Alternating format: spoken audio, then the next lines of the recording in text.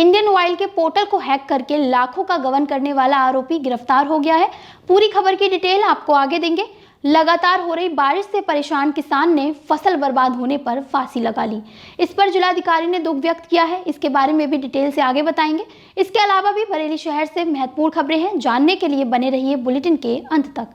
नमस्कार, मैं मेघा और आप देख रहे हैं द लीडर हिंदी। अब खबरें विस्तार से।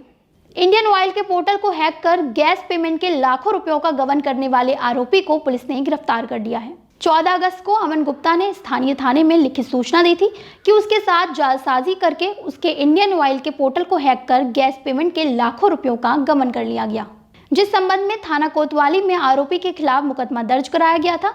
एसएसपी अखिलेश कुमार चौरसिया के निर्देशन में कोतवाली पुलिस ने आज आरोपी को गिरफ्तार कर लिया। आरोपी का नाम दीपक है। पासवर्ड तुमने रीसेट किया? पासवर्ड मैंने कोई रीसेट नहीं किया। तो गैस एजेंसी की जो सिलेंडर होती है तुमने डिलीवरी के लिए उसमें डिमांड डाली होगी ना? नहीं, मैंने डिमांड नहीं डाली। शराब फैक्ट्री में काम कर रहे एक कर्मचारी की कन्वेयर बेल्ट में फंसने के दौरान मौत हो गई। सुबह तड़के की घटना को प्रबंधन ने दबाए रखा।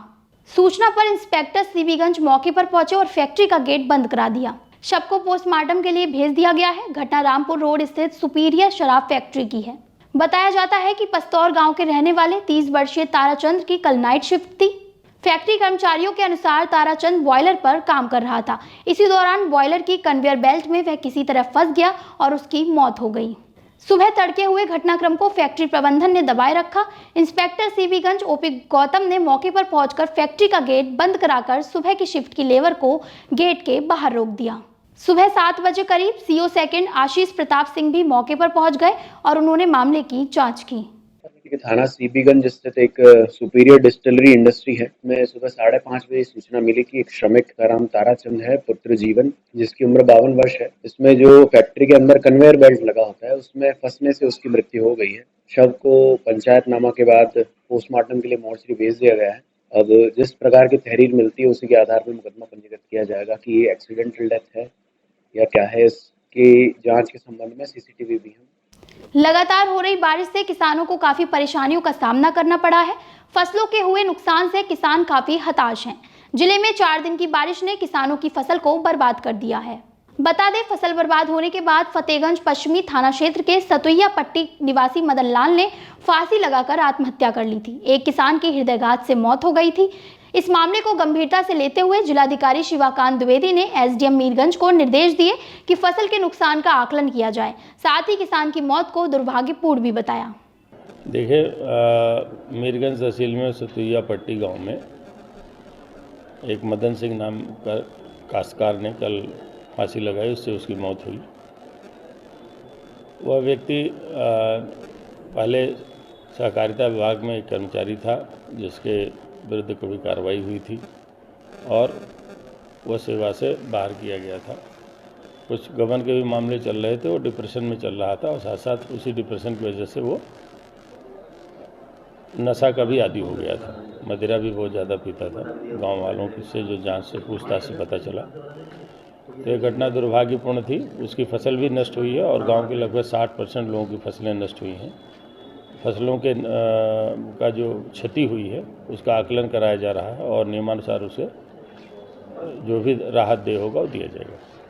तेजी से आ रही एक कार आज सुबह तड़के बेकाबू होकर सड़क किनारे खड़े लोगों पर चढ़ गई और पास में ही एक दीवार से टकरा गई, जिससे कई लोग घायल हो गए। 2 की इलाज के दौरान मौत हो गई। पुलिस ने कार में सवार 2 लोगों को हिरासत में लेकर मृतकों के शव को पोस्टमार्टम के लिए भेजा। घायलों में एक की हालत नाजुक बनी हुई है। बहेड़ी थाना क्षेत्र के गांव गुड़वारा में आज सुबह तड़के हुई सड़क दुर्घटना में गांव के ही रहने वाले 30 वर्षीय प्रेम और 28 वर्षीय कमल की मौत हो गई, जबकि गांव के ही राजेंद्र और 2 अन्य युवक गंभीर रूप से घायल हो गए। पहलवान साहब का उर्स कल से नोवल्टी चौराहे हजरत सैयद वासिल सईद उर्फ पहलवान साहब रहमतुल्लाह अलैह का 206वां उर्स 15 अक्टूबर से शुरू हो रहा है। पहलवान साहब आज़ादी के अजीम मुजाहिद थे और अपने वतन के लिए अंग्रेजों से लड़ते हुए शहीद हुए थे। उर्स का आगाज बाद नमाज फर्ज कुरान ख्वानी से होगा। शाम को अस्र की नमाज के बाद परचम कुशाई की रस्म होगी। 3 दिन तक विभिन्न कार्यक्रम होंगे। 18 अक्टूबर को सुबह 11:40 पर कुल की रस्म अदा की जाएगी। उर्स के सभी कार्यक्रम नबीर आला हजरत आईएमसी प्रमुख मौलाना तौकीर रजा खान की सरपरस्ती और डॉक्टर नफीस खान की सदारत में होंगे। भारतीय वायुसेना की 90वीं वर्षगांठ के मौके पर बरेली एयरफोर्स स्टेशन पर एयर शो का आयोजन किया गया। एयर शो में वायुसेना के सुखोई, सूर्यकिरण जैसे विमानों ने बादलों को भेदते हुए सेना के पराक्रम और शौर्य का जो प्रदर्शन किया, वह देखकर कार्यक्रम स्थल पर मौजूद लोगों का सीना गर्व से चौड़ा हो गया। वायुसेना के पराक्रम को प्रदर्शित करते हुए इस शो में लड़ाकू विमान सुखोई और सूर्यकिरण के आसमान में करतब देख दर्शक रोमांचित हो उठे। शो देखने पहुंचे स्कूली बच्चों में सेना को लेकर खासा उत्साह दिखाई दिया। एयर शो देखने के बाद बच्चों ने भी सेना में जाने की इच्छा जताई। आज के बुलेटिन में बस इतना ही। बरेली शहर से जुड़ी तमाम बड़ी खबरों के लिए द लीडर हिंदी के साथ जुड़े रहिए और साथ ही हमारे फेसबुक पेज पर भी आप हमसे जुड़ सकते हैं।